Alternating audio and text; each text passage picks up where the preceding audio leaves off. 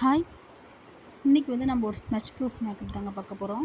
என்னதான் தொட்டாலும் சரி, தேய்ச்சாலும் வராத மாதிரி மேக்கப் தான் பார்க்க போகிறோம். My name Geetha. நான் ஒரு ப்ரொஃபஷ்னல் மேக்கப் ஆர்டிஸ்ட்.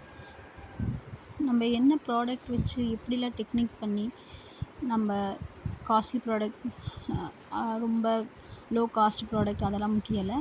டெக்னிக் தான் முக்கியம். அதை வச்சு நம்ம எப்படி ஒரு மேக்கப் வந்து பார்ட்டிக்கு போனால் ஒரு ரிசப்ஷன் நம்ம மேரேஜுக்கே வந்து நம்மளே செல்ஃபாக பண்ணிக்கிற மாதிரி ஒரு மேக்கப் சொல்லி தர போகிறேன். ஃபஸ்ட்டு நம்ம ஒரு செட்டிங் ஸ்ப்ரே எடுத்துக்கலாம். நான் வந்து டோனர் யூஸ் பண்ண மாட்டேன், செட்டிங் ஸ்ப்ரே தான். நல்லா ஸ்ப்ரே பண்ணிக்கலாம். ஃபேஸில் ஹேர் இருந்தால் ரிமூவ் பண்ணிடுங்க. நெக்ஸ்ட் ஸ்டெப் பார்த்திங்கன்னா மாய்ஸ்சரைசர் வந்து பார்த்திங்கன்னா இது வந்து water paste all skin type use பண்ணிக்கலாம். ரொம்ப ட்ரையாக இருக்கிறவங்க க்ரீம் பேஸ்டு போய்க்கலாம். ஆனால் இது வந்து பார்த்திங்கன்னா ரொம்ப மாய்ஸ்சரைசர் வந்து ஸ்கிப் பண்ணவே கூடாது. நம்ம ஸ்கின் கேர் தான் ஃபஸ்ட்டு முக்கியம் நம்மளுக்கு. அடுத்தது வந்து பார்த்திங்கன்னா ப்ரைமர். நான் கலர் பாரோட எடுத்திருக்கேன். இதுவும் ஆல் ஸ்கின் டைப் தான். இது வந்து ஒரு சிலிக்கான் பேஸ்டு ப்ரைமர் வந்து பார்த்திங்கன்னா உங்களுக்கு எங்கெல்லாம் க்ரீஸ் ஆகுதோ அங்கெல்லாம் நல்லா போட்டு நல்லா ஒரு 2 நிமிட்ஸ் கழித்து அதுக்கப்புறம் வந்து நம்ம கலர் கரெக்டர் பண்ணுறோம். கலர் கரெக்டர் வந்து நான் என்ன கலர் எடுத்திருக்கேன்னு பார்த்தீங்கன்னா என்னோடய 2 ஷேட் வந்து டார்க்கர் எடுத்திருக்கேன். நீங்கள் என்ன கலரோ அதுலேருந்து வந்து ஒரு 2 ஷேடு இல்லைன்னா ஒரு ஷேடு வந்து டார்க் எடுத்துக்கோங்க. எடுத்து அப்ளை பண்ணிங்கனாலே போதும். நம்மளுக்கு ஆரஞ்சு கலர் கரெக்டாக தேவையே கிடையாது. இதே வந்து நம்மளுக்கு நல்லா வந்து கவர் அப் பண்ணிடும். நான் வந்து நைக்கா பேலட் யூஸ் பண்ணியிருக்கிறேன். நீங்கள் என்ன பேலட் சுகர் இன்சைட் எது வச்சுருந்தாலும் யூஸ் பண்ணிக்கலாம். அவ்வளோதாங்க. நம்ம அடுத்தது காம்பேக்ட் செட் பண்ணுறோம். அவ்வளோதான், பேஸ் முடிஞ்சுது. நம்ம கலர் கரெக்டர் பண்ணுறோம். அதுக்கப்புறம் ஒரு காம்பேக்ட் வச்சு பேஸ் முடிச்சிட்டோம். இப்போ அடுத்தது ஐ மேக்கப் பார்த்திங்கன்னா நம்ம ட்ரெஸ்ஸுக்கு ஏற்ற மாதிரி பண்ணிக்கலாம். இல்லை நம்மளுக்கு ட்ரெஸ்ஸுக்கு ஆப்போசிட்டில் இருக்கிற மாதிரி ரொம்ப சட்டிலாக பண்ணால் நல்லாயிருக்கும். அப்போ ஐ வந்து ரொம்ப எலிகெண்ட்டாக கொஞ்சம் க்ளோவாக நல்லா தெரியும். நான் வந்து பார்த்திங்கன்னா லைட்டாக ஒரு ஷிம்மர் மாதிரி ஆட் பண்ணிக்கிறேன். இப்போ வந்து நம்ம ஒரு பர்த்டே பார்ட்டி நைட் பார்ட்டிக்கு இது மாதிரிலாம் போகிறோம்னா தாராளமாக வந்து இது மாதிரி நம்ம யூஸ் பண்ணலாம். இப்போ வந்து நான் ஒரு ப்ளூ கலர் ஐலைனர் எடுத்திருக்கேன். அது வந்து பார்த்திங்கன்னா ஐலைனர் வந்து நம்ம கொஞ்சம் நம்மளுக்கு வச்சுக்கிறது கொஞ்சம் கஷ்டம்தான், இப்படி வச்சாச்சு. அடுத்தது ஒரு லிப்ஸ்டிக் கலர் வந்து நைக்கா பேலட்லேருந்து எடுத்திருக்கேன். அதுவுமே liquid lipstick. Eyebrow must.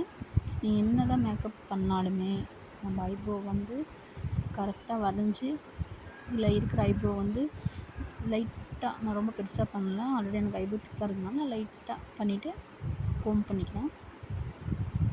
Eyebrow மட்டும் வரைய மறந்துடாதீங்க.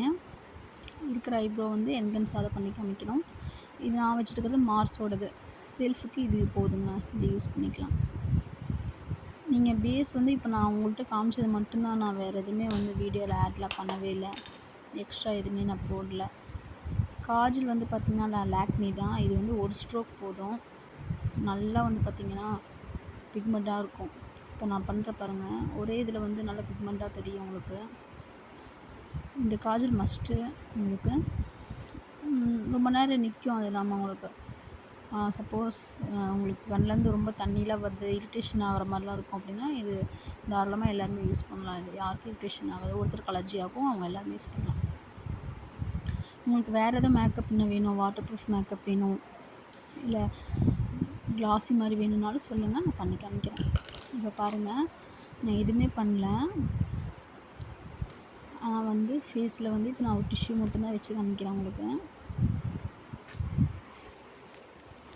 அடுத்தது பார்த்திங்கன்னா பொட்டு வச்சுக்கலாம். நம்ம பொட்டு வைக்கலனா கம்ப்ளீட் ஆகாது. நான் வந்து சின்னதாக ஒரு கல் பொட்டு தான் எடுத்திருக்கேன், அது வச்சிடலாம்.